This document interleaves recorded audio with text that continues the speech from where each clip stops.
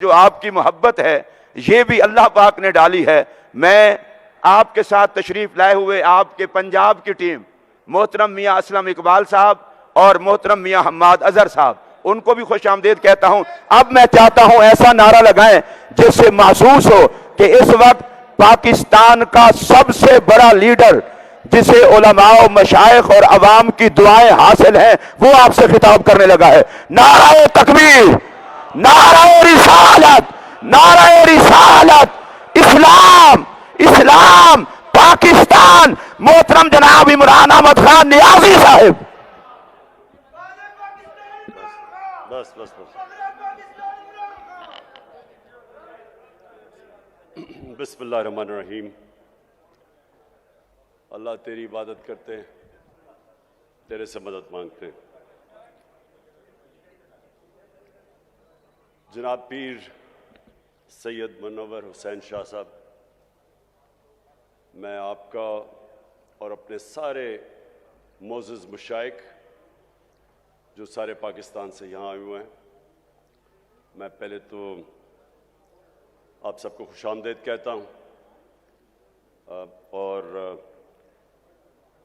मुझे खुशी है कि इस मौके पे मैं आप सबसे अपनी अब बातचीत भी कर लूँ और जो मेरे ख्यालात हैं अपने मुल्क के ऊपर वो भी आपके सामने रख लूँ। यहाँ बात नहीं करनी। सबसे पहले जी मैं ये वाज़ेह कर दूं कि मैं कोई इस्लाम का स्कॉलर नहीं हूं। मैं कभी भी अपने आप को कोई इस्लाम का आलिम नहीं समझा, लेकिन मैं एक वो इंसान हूं जिसने आहिस्ता आहिस्ता अपनी ज़िंदगी के तजर्बे से, और तजर्बा वो जो कि मेरी क्रिकेट की वजह से सारी दुनिया में मुझे फिरने का मौका मिला।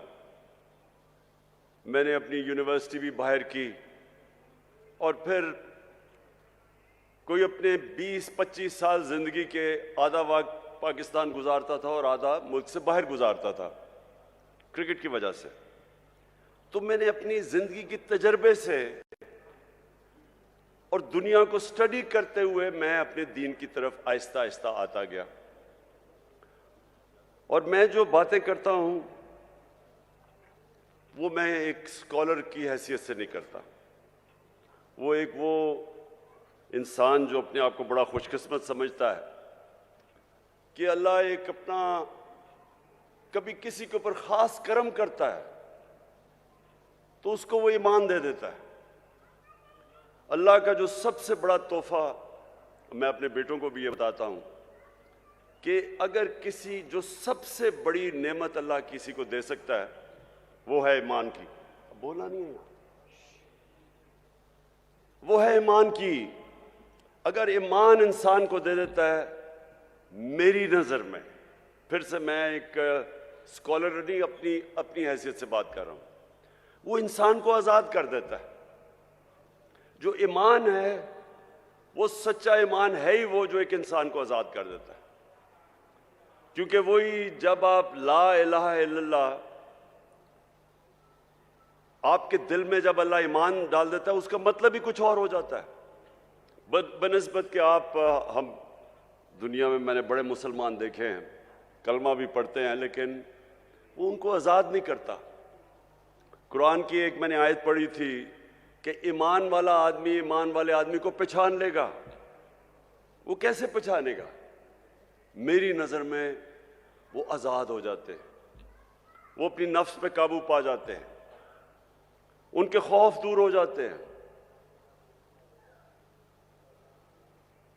वो लालच को कंट्रोल कर लेते हैं, पैसे को इस्तेमाल करना सीखते हैं, पैसे से इस्तेमाल नहीं होते। सबसे बड़ी बात कि वो सिवाय अल्लाह के किसी के सामने नहीं झुकते। जो खौफ का बुत मेरी नज़र में, मेरी ज़िंदगी के तजर्बे में, जो अल्लाह ने इंसान को अशरफुल मखलूक़ात बनाया, अजीम मखलूक, वो इसलिए अपनी परवाज नहीं कर सकता, सबसे बड़ा जो बुत जब वो नहीं तोड़ता वो है खौफ का बुत। मरने से मैं डरता हूं, मैं जालिम के सामने नहीं खड़ा होता। मैं नौकरी कर रहा हूं, मैं अपने ज़मीर के खिलाफ जाता हूं कि मेरी नौकरी ना चली जाए। मैं तो इसको भी शिर्क समझता हूं। जिधर आप अपने ज़मीर का सौदा करते हैं और राय हक से हटते हैं, मेरी नजर में तो वो भी शिर्क है। पैसे की पूजा करना, पता है कि मैं चोरी कर रहा हूं, करप्शन कर रहा हूं, लेकिन मैं हर चीज जस्टिफाई कर लेता हूं कि जी मेरे घर में पैसा नहीं था इसलिए चोरी कर रहा हूं।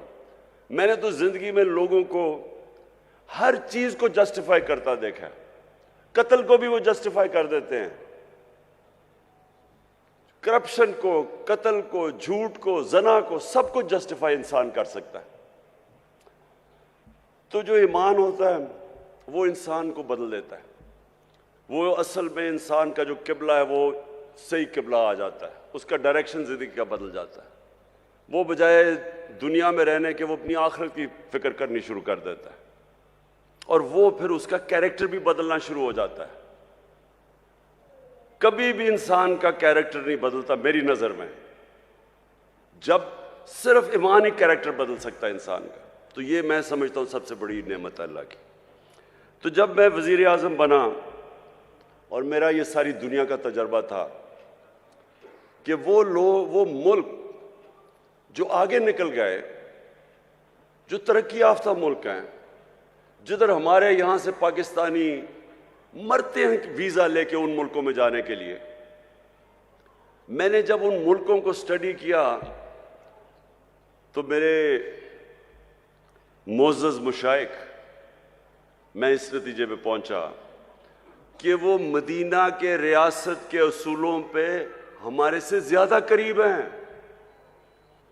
उधर अदल और इंसाफ का निज़ाम हमारे से बेहतर है, उधर उनकी मेरिट का निज़ाम बेहतर है, उधर इंसानियत का निज़ाम बेहतर है। फलाई रियासत, मैं आपको कई ऐसी रियासत बता सकता हूँ स्कैंडिनेविया में, और अगर आप कभी पाकिस्तानी मिले उधर से तो उनसे पूछें कि इंसानियत क्या होती है।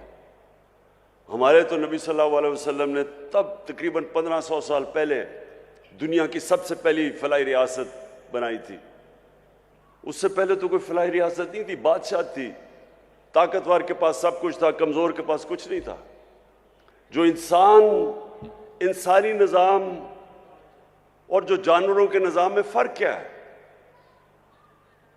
जानवरों के निज़ाम और इंसान में क्या फ़र्क है? मेरी नज़र में जो अल्लाह ने अपने सारे पैगंबर भेजे थे, लाख से ज़्यादा, वो सारे एक ही पैगाम देने आए थे कि जानवरों की जो जानवरों की बस्ती होती है उसमें इंसाफ नहीं होता।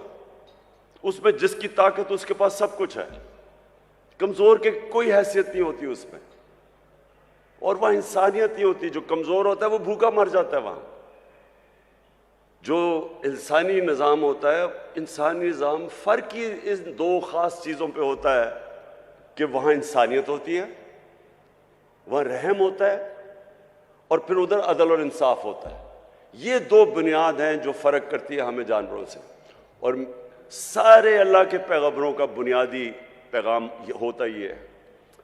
तो हमने जो मगरब में रियासतें देखी, मुझे अफसोस से कहना पड़ता है कि मैंने पाकिस्तान में तो नहीं देखा वैसी इंसानियत, मैंने तो यहाँ वैसा इंसाफ नहीं देखा। मैंने तो मेरिट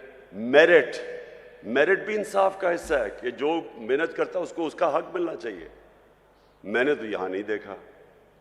आप देख लें, आपके ख़ानदानी ये जो दो पार्टीज़ हैं, दो ख़ानदान हैं, वो इनके ख़ानदान के अलावा कोई ऊपर ही नहीं आ सकता। ये तो मदीना की रियासत आप स्टडी करें, जो मेहनत करता था, जो अच्छे काम करता था, वो ऊपर चला जाता था।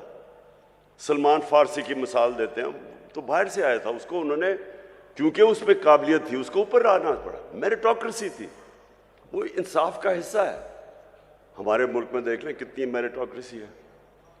मैंने कह दिया कि आर्मी चीफ को मेरिट पे आना चाहिए, मुसीबत पड़ गई सारी जगह। तो यह हमारे मसला ये है कि मेरिट का मतलब ही नहीं हमें समझ। आप अगर दुनिया में मुकाबला कर लें, जिस माशरे के अंदर इंसाफ और मेरिट होता है वो आगे निकल जाएगा उस माशरे से जिसमें मेरिट नहीं होता। 2 क्रिकेट टीम चले, मैंने क्रिकेट में 20 साल दुनिया में इंटरनेशनल क्रिकेट खेला। एक क्रिकेट टीम मेरिट पे सेलेक्ट होती है, दूसरी सिफारिशों की होती है। जो मर्जी आप कर ले, मेरिट वाली टीम जीत जाएगी। उसी तरह जिस मुल्क के मेरिट पे इदारे ऊपर आते हैं वो आगे निकल जाएगी। तो सबसे पहले तो इंसाफ, और फिर जो फलाई रियासत, जिधर इंसानियत होती है, जिधर आप अपने कमजोर तबके की फिक्र करते हैं, जिधर आप जिम्मेदारी समझते हैं कि मेरे जो लोग हैं बेचारे, जो निचले तबका है, हमारी स्टेट की जिम्मेदारी उनको तालीम दें, उनके लिए इलाज करें, उनका सेहत का ध्यान रखें, उनकी नौकरियां करें। ये आज आप यूरोप चले जाएं, बरतानिया चले जाएं, आप इन मुल्क को, अली पीछे हो, आप दुनिया में चले जाएं, हर जगह के ऊपर आपको यही नजर आएगा कि बेहतर उनका सिस्टम, सोशल सिक्योरिटी सिस्टम बेहतर है, फलाई रियासतें हैं। वो वहाँ अदालतों में जाओ, वहाँ अदालतों के अंदर कमज़ोर से कमज़ोर आदमी की अदालत के अंदर उनको इंसाफ मिलता है। तो मैं जब मदीना की रियासत की बात की, और पहले नहीं की, जब हमें हुकूमत मिली तब मैंने शुरू किया। तो ये मैंने लोगों को समझाने की कोशिश की कि देखें, जो वो असूल थे जिसके ऊपर मेरे नबी सल्लल्लाहु अलैहि वसल्लम ने मदीना की रियासत खड़ी की थी, क्यों अल्लाह हमें हुक्म करता है कि नबी की सुन्नत पे चलो? क्यों उसका हुक्म है? हमारी बेहतरी के लिए है। अल्लाह को तो बेनियाज है, अल्लाह को तो आप फायदा नुकसान नहीं पहुंचा सकते, लेकिन ये हमारी बेहतरी के लिए कि अगर हम उनकी सुन्नत पे चलेंगे तो हमारी बेहतरी होगी। क्योंकि मदीना की रियासत में, ये भी हमारे लोगों को नहीं पता, दुनिया की तारीख का सबसे बड़ा वो इनकलाब था। दुनिया की तारीख में इतनी बड़ी तब्दीली नहीं आई। 622 और 632 के बीच में वो लोग जिनकी कोई हैसियत नहीं थी, वो दुनिया के लीडर्स बन गए। तारीख का हिस्सा है, ये भी हमारे लोगों को नहीं पता। 10 सालों के अंदर सिर्फ 1200 से 1300 लोग जंगों में मरे थे, दोनों तरफ। जो जंगों के अंदर दोनों तरफ कैजुअल्टीज हुई थी वो 1200 से 1400 थी। लेकिन उसी टाइम में सारा अरब बदल गया, और वो लोग जिस तरह उन्होंने दुनिया की लीडर्स बन गए, फिक्री इनकलाब आया था। तो वो क्या चीजें थी, वो उन्होंने हमारे नबी सल्लल्लाहु अलैहि वसल्लम ने किस तरह उनको चेंज किया, उनका कैरेक्टर कैसे बदला, ये हमारे लोगों को नहीं पता आज। मैंने इसलिए रहमतुल लिल आलमीन अथॉरिटी बनवाई, बड़े बड़े आलम को हमने ऊपर बैठाया, हमने कहा करिकुलम डेवलप करो, स्कूल के बच्चों को सीरत नबी सिखाओ, 8, 9 और 10 क्लासेस के अंदर कोर्स स्पेशल डेवलप करो, यूनिवर्सिटीज के अंदर रिसर्च करवाओ, कॉलेजेस के अंदर डिबेट्स हो, पता चले हमारे नौजवानों को कि क्या इतना बड़ा इनकलाब कैसे आया था, कैसे दुनिया मुसलमानों ने ट्रांसफॉर्म कर दी थी। 1000 साल तक मुसलमान दुनिया की सबसे बड़ी पावर थे। वो क्या थी चीज थी, क्यों ऊपर, फिर मुसलमान जब ऊपर भी गए फिर नीचे क्यों आए? इकबाल ने जो शिकवा और जवाब शिकवा लिखा, क्या कहने की कोशिश कर रहा था कि हम ऊपर क्यों गए और फिर हमने क्या आया? वही मदीना के रियासत के उसूलों से पीछे हटे, हम नीचे आ गए। और आज हम फिर कैसे अपने लोगों को ऊपर ला सकते हैं?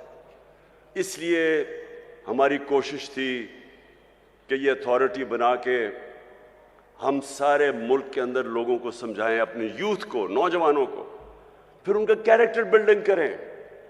इस वक्त हमारे बच्चों के ऊपर जो प्रेशर है, मैं अपने मोअज़्ज़ज़ मशाइख आप सबके सामने कह रहा हूं, मोबाइल फोन ने दुनिया बदल रहा है। मोबाइल फोन के ऊपर जिस तरह का मटेरियल आज है, इंसानी तारीख में बच्चों के पास इस तरह की चीजें नहीं है। पोर्नोग्राफिक मटेरियल है, हर किस्म का गंद है, फायदा भी है, इल्म भी है, लेकिन दूसरी तरफ हर किस्म का उसमें एक्स रेटेड मटेरियल है जो बच्चों को कभी इंसानी तारीख में बच्चों को ये चीजें नहीं देखती थी। अगर अब हम अपने बच्चों की तरबियत ना करें, और मैं समझता हूं कि तरबियत हो ही एक तरह सकती है कि हम सीरत नबी से बच्चों को पढ़ाएं, उनका कैरेक्टर बिल्डिंग करें। एक चीज है जिस तरह हम अपने बच्चों को बस अपने बस बच्चों को अभी से उनकी तैयारी करवाएं अपनी हिफाजत करने के लिए कि जिस तरह का ये है। और मैं आपको बता रहा हूं, मैं जब प्राइम मिनिस्टर था, मैंने जब आईजीज को बुलवाया, उनसे पूछा कि बताएं कौन सी जुर्म तेजी से बढ़ रहे हैं। तो हमारे ज़माने जब मैं 4 साल पहले की बात कर रहा हूं, तो जो सेक्स क्राइम्स हैं ये तेजी से बढ़ रही है पाकिस्तान में। बच्चों से जो ज्यादती हैं वो बढ़ रही है, और वो इसकी बहुत बड़ी वजह मोबाइल फोन है। लेकिन हमें अब अपनी बच्चों की तरबियत की जरूरत है। और मैं फिर से कहता हूं कि एक ही तरीका है, हम अपने बच्चों का कैरेक्टर बिल्डिंग कर सकते हैं सीरत नबी से। और मैं दूसरी बात कहता हूं कि देखें, मुझे बार बार कहा जाता है कि आप बड़ी जिद्दी हैं, आप कि आप ये नहीं करिए, जो लोगों ने करप्शन की हुई है बस इनको छोड़ दें, इनको माफ कर दें, इनके ऊपर ना बात करें, मुल्क का सोचें। मुझे बड़े बड़े, जो मैं हुकूमत में भी था तो मुझे प्रेशर पड़ता था कि जी एनआरओ दे दो इनको। देखिए, ये भी आपके लिए बहुत ज़रूरी है कि मेरे जो मोअज़्ज़ज़ मुशाइख हैं, आपको लोगों की तरबियत करनी चाहिए। देखें, हमारे नबी सल्लल्लाहु अलैहि वसल्लम रहमतुल आलमीन थे, उनसे ज़्यादा रहम करने वाला इंसान नहीं था जिसको अल्लाह ने कहा कि सारी दुनिया के लिए रहमत बन के आए, मुसलमान हो या नहीं हो। लेकिन उनको जो सबसे ज़्यादा रहमत करने वाले इंसान थे, रहम करने वाले इंसान थे, जब फतह मक्का हुई उन्होंने उन सारे कुफार को माफ़ कर दिया जिन्होंने मुसलमानों पे बड़ा जुल्म किया था, उनके ऊपर हर किस्म का तशद्दुद किया था, उनको हिजरत करनी पड़ी, उनके जिस तरह की मुश्किलात का सामना करना पड़ा। तो जब फतह मक्का हुई तो उनको बदला तो लेना चाहिए था, लेकिन रहमतुल्लिल आलमीन ने सबको माफ कर दिया। लेकिन जब उनके पास एक आदमी आया और कहा कि देखें जी, ये कुरैश की लड़की ने चोरी की है, ये कुरैश की लड़की है, इसको माफ कर दें, तो तब उन्होंने कहा कि मेरी बेटी भी अगर चोरी करेगी उसको भी माफ नहीं किया जाएगा। यानी जिधर चोरी, आप जिस दिन चोरी को माफ करना शुरू कर दें, आप अपना माशरा तबाह कर देते हैं। उन्होंने जो उनकी हदीस है, अल्लाह के आखिरी पैगंबर की जो हदीस है, अच्छा, और मुझे ये भी नहीं समझ आती कि ये इसके ऊपर कंट्रोवर्सी क्यों है, जब कुरान में वाज़े लिखा गया है कि नबी सल्लल्लाहु अलैहि वसल्लम अल्लाह के आखिरी पैगंबर हैं, तो इसके ऊपर डिबेट क्यों है? जो नहीं मानता वो मुसलमान ही नहीं है। इस पे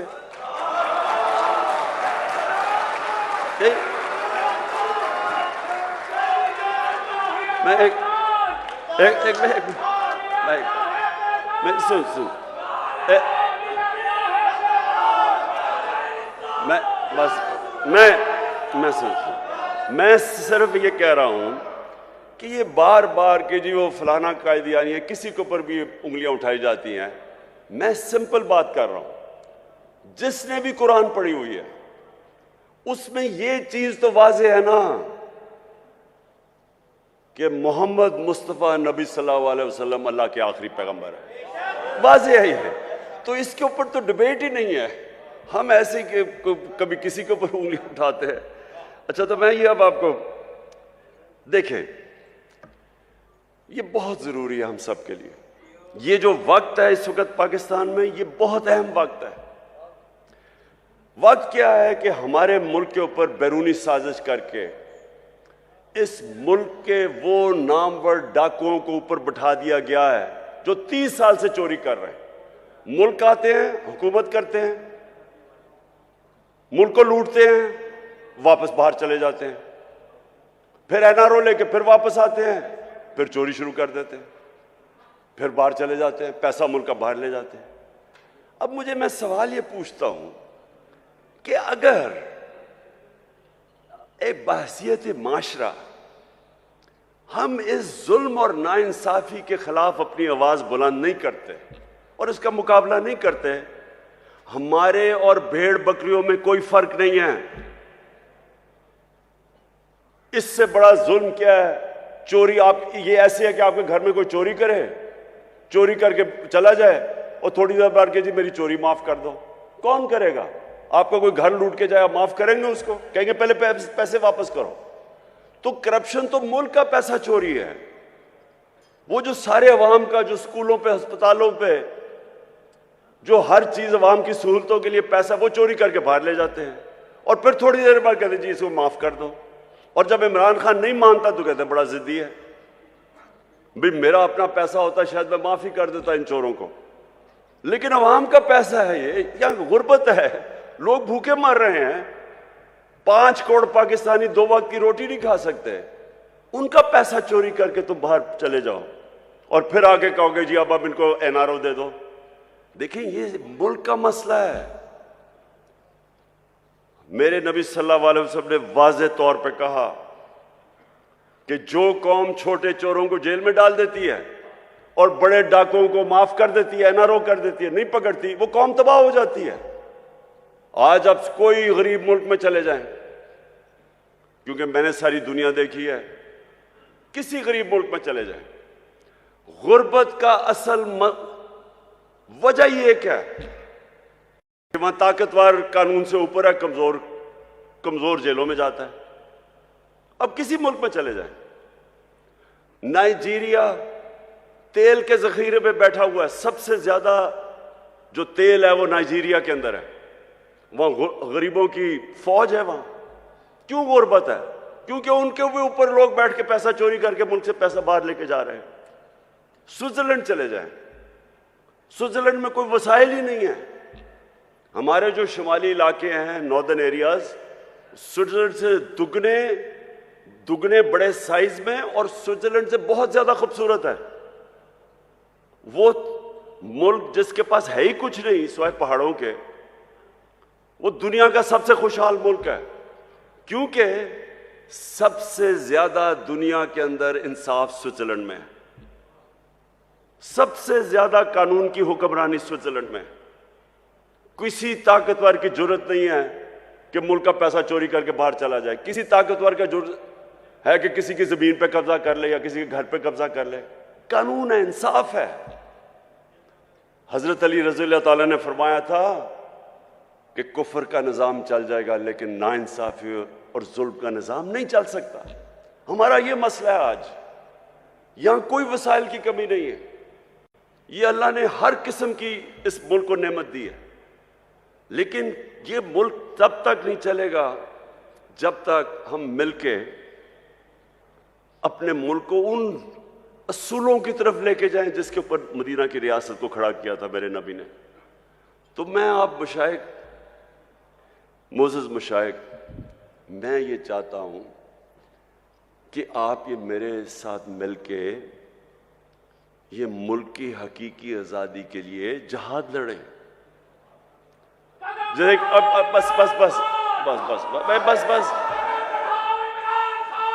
बस बस बस मैं ये पीर मुनव्वर साहब,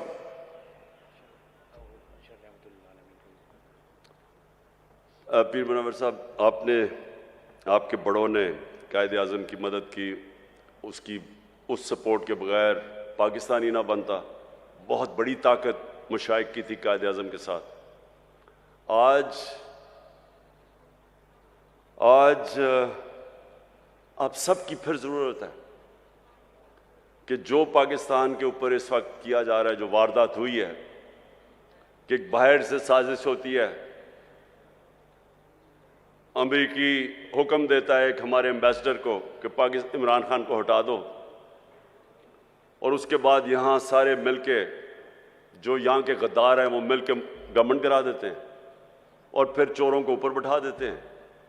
और अगर हम इसको तस्लीम कर जाते हैं तो हमें ये बड़ा वाज़ेह हो जाना चाहिए कि हम अपने मुल्क की मुस्तकबिल की कब्र खोद रहे हैं। इसलिए ये जो आने वाले दिन हैं, इसमें आप सबको अपनी ड्यूटी देनी पड़ेगी अपने मुल्क के लिए।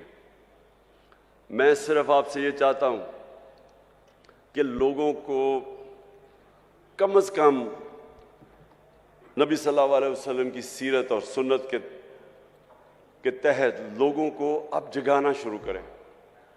उनकी सब कुछ उन्होंने जो असूल बनाए हुए हैं कि मुल्क चलता कैसे है, अदल और इंसाफ क्या होता है, इंसानियत क्या होती है, वो आप लोगों को आपको ज़रूर तबलीग करनी चाहिए इस वक्त, क्योंकि ये टाइम नहीं है। हम बड़ी तेज़ी से नीचे जा रहे हैं।